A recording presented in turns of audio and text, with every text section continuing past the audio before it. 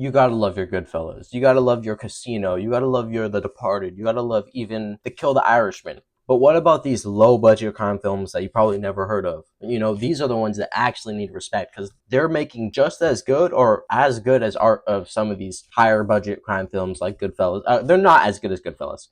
The rest, they could compete, but not Goodfellas. Goodfellas is iconic. But the three movies I'm going to be giving a spotlight today are they're all foreign, they're low budget, and they're kind of nitty gritty, and they're not for everybody. You know, these high budget crime films, these Hollywood pushed out films, they'll get like Brad Pitt as one of the actors. They'll get fucking a supermodel for one of the characters. It's not real. It's not real authentic. You feel me? These low budget foreign films, they get down in the streets. They get like the fucking bus driver to do the job because they're trying to make it look realistic and they're trying to make real fucking art, not some Hollywood type of money grab type of thing. If you understand me, you understand me. These low budget films, they're more down to earth. But the three low budget films I'm going to be giving the spotlight today are Rise of the Foot Soldier, Ned's, and the Pusher trilogy. First up, let's talk about the legendary crime trilogy Pusher. Actually, before that, let's do my final warning. Like I said, these movies are not made for everybody. If you are, with all due respect, a pussy, kind of wimpy, testosterone below 10,000, I'm sorry, these movies just aren't cut for you. But anyways, back to the Pusher trilogy though. It's a little bit different. It's not one main character and each of the movies are about that character like a normal trilogy. No, it's each of the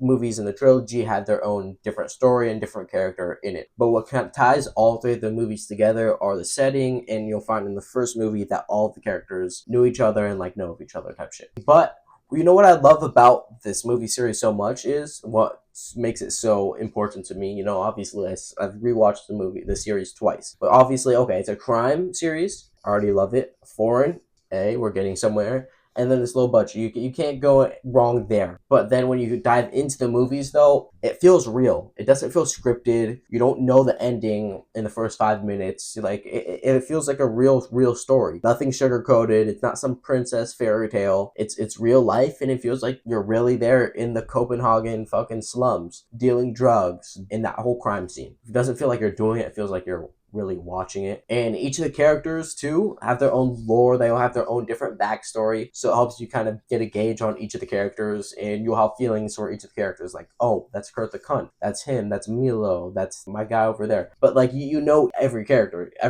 has their own backstory, and they're good characters. They're not some boring ass characters. Like, you'll care about these characters, and that's what make movies good sometimes too. Like, I really connected to Pulp Fiction because of the characters. But yeah, Pusher is just a really good crime series. Of course, it's got the action and it's got the drama.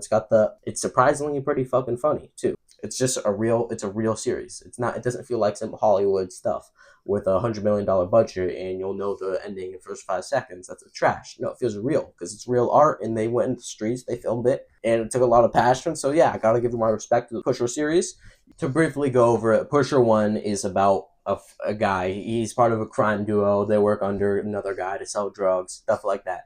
He owes money, and it's kind of about him. And it's funny, but it's also the suspense, and some things don't go the way you want it to go. That's Pusher 1. You know, awesome. Pusher 1's one of my favorite. Pusher 2, it's about the other friend of that kind of stupid, dumbass crime duo that owed money in the first place, and it's about his life, him getting screwed over, him the da da da da da. And the last one, it's on Milo, the crime boss, the drug dealer, the top guy. It's about his life. And each of the movies are in their own way unique and like pretty fucking good. If you haven't watched it, go watch it. If you have watched it, what are your thoughts on it? Write it down in the comments. But let's get into the next one. Next up on my foreign low budget crime films list is Ned's. Ned's tells the story about a kid my age. He used to be an innocent little kid studying in school, but he kind of gets formed and shaped into, in the UK, into some kind of gangster. You know, he runs his own child gang in the UK. Like, if you're big and you can throw hands, you're the toughest guy on the block, since they don't got guns. Well, I mean, they got their shanks and stuff, but that's a different story. But this kid becomes a gangster, you know, it tells the raw reality of it. You know, he wasn't made for this. He was an innocent kid at first. His older brother was a gangster, but, you know, he went down the rabbit hole of crime, and then he's getting involved in stabbings. He's getting involved in fights. And to be honest, the movie's a little bit brutal, you know, seeing these little kids, seeing what happens to these little innocent kids, and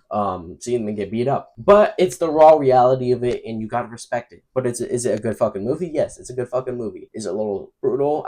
at points, yes, it can be a little brutal, but you gotta accept it and you gotta respect it. Last but certainly not least is Rise of the First Soldier. It talks about the story of like a 30-year-old middle-aged man. He's part of a hooligan group at first, so he's already getting in fights, he's brawling, and moves up the ranks. He becomes a bodyguard, starts his own firm. Next thing you know, he's involved in the drug business. He's rising up the ranks, trying to make as much money in the crime industry. But he's a smart guy. At the end of the day, he knows, okay, motherfuckers die in this business, and he witnessed it. Motherfuckers are getting staked, motherfuckers are gonna get killed, motherfuckers are getting tortured, and shit happens, shit unfolds, and he tries to do best for himself. So it's a wonderful tale, and it's a wonderful movie, and I do really think this is the introduction to low budget foreign crime films to even bring me where I am today. If I haven't watched this, I probably haven't got introduced to this subgenre, and I probably wouldn't be here making movies about cinema in my room, but I watched that movie, so I'm here today. But yeah, great film, great movie. All of you guys should watch that one. And to wrap this video up, all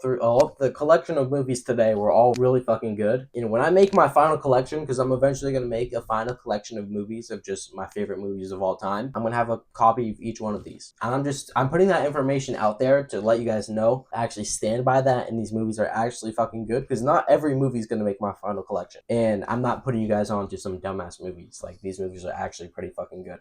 So if you guys haven't watched them, go watch them. I'll see you guys in the next video, and I love every one of y'all. Like, seriously.